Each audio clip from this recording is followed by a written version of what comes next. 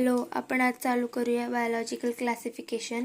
तर स्टार्टिंगला काही सायंटिस्टची नावं दिलेली आहेत, तिथूनच सुरुवात करूया. त्या अगोदर एक वरती इम्पॉर्टंट लाईन लिहिलेली आहे. तर ती म्हणजे need to use organisms for our own use. तर आपण ॲनिमल्सला म्हणजेच ऑर्गॅनिझम्सला कशासाठी यूज करतो?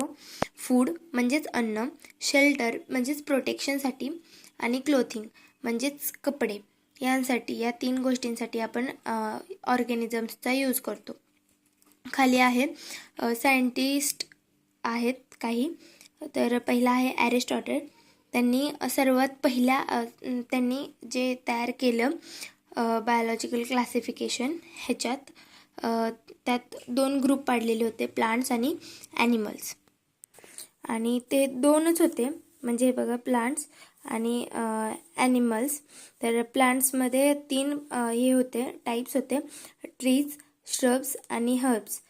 आणि ॲनिमल्समध्ये 2 ह्याच्यात डिवाईड केलेलं होतं, ज्यांच्याकडं रेड ब्लड सेल्स आहेत आणि ज्यांच्याकडं नाहीत. तर अशा 2 जणांचं क्लासिफिकेशन केलेलं होतं. तर त्याच्यानंतर लिनियस हा सायंटिस्ट आल्यानंतर त्यांनी 2 किंगडम पाडले होते, 2 क्लासिफिकेशन केले, जे की होते प्लांटी आणि ॲनिमॅलिया. जिचे ड्रॉबॅक्स पण खूप होते, म्हणून ही सिस्टीम हे नाही केली, अलो नाही केली. तर त्याचा पहिला ड्रॉबॅक होता की त्यांनी डिस्टिंग्विश बिटवीन नव्हतं केलं, म्हणजेच युकॅरियोटिक आणि प्रोकॅरियोटिकला वेगवेगळी प्लेस नव्हती दिली. युनिसेल्युलर, मल्टीसेल्युलर ऑर्गॅनिझम्सला वेगळं नव्हतं केलं. फोटोसिंथेटिक म्हणजेच ग्रीन अल्गी आणि नॉन फोटोसिंथेटिक म्हणजेच फंगी यांना पण वेगळं केलं नव्हतं. तसंच हे क्लासिफिकेशन समजायला खूप सोपं होतं, पण तरीही खूप नंबर असे होते ऑर्गॅनिझम्सचे जे ह्यांमध्ये येतच नव्हते. तर त्यामुळे हे 2 किंगडम क्लासिफिकेशन जास्त दिवस हे राहिलं नाही, इनअक्यूट म्हणजेच अपुरं होतं, म्हणून ते जास्त हे राहिलं नाही.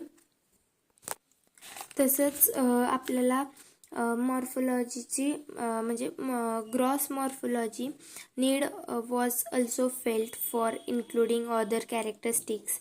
म्हणजेच आपल्याला क्लासिफिकेशनची तर गरजच होती, पण त्यात आपल्याला पाहिजे ते कॅरेक्टर्स मिळत नव्हते. म्हणजे कॅरेक्टर्सच्या आधारावर प्रत्येक ॲनिमलला वेगवेगळं करणं हे खूप महत्त्वाचं झालं होतं. जसं की पहिला पॉईंट होता सेल स्ट्रक्चर, की सेल स्ट्रक्चर कसं आहे, सेल वॉल आहे का, सेल मेम्ब्रेन आहे का, या याच्यावर त्यांना क्लासिफाय केलं पाहिजे होतं. नेचर ऑफ वॉल म्हणजे सेल वॉल आहे म्हणजे कायटिननं बनली आहे की कशानं बनली आहे, त्या आधारावर क्लासिफिकेशन करायला पाहिजे होतं.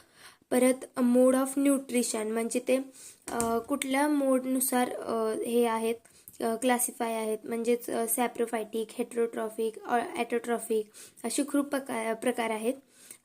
हॅबिटॅट म्हणजे कुठे राहतात, पाण्यात, टेरेस्ट्रियल आहेत, ॲक्वॅटिक आहेत. तर ॲक्वॅटिकमध्ये मराईन आहेत की फ्रेश वॉटर आहेत, असे खूप प्रकार आहेत. तर मेथड्स ऑफ रिप्रोडक्शन म्हणजे असेक्शुअल आहे, सेक्शुअल आहे, फ्रॅगमेंटेशन आहे. परत असे खूप प्रकार आहेत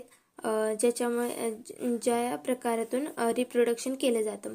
तर असेक्शुअल, परत तसंच सेक्शुअल, रिप्रोडक्शन आणि फ्रॅगमेंटेशन खूप आहेत.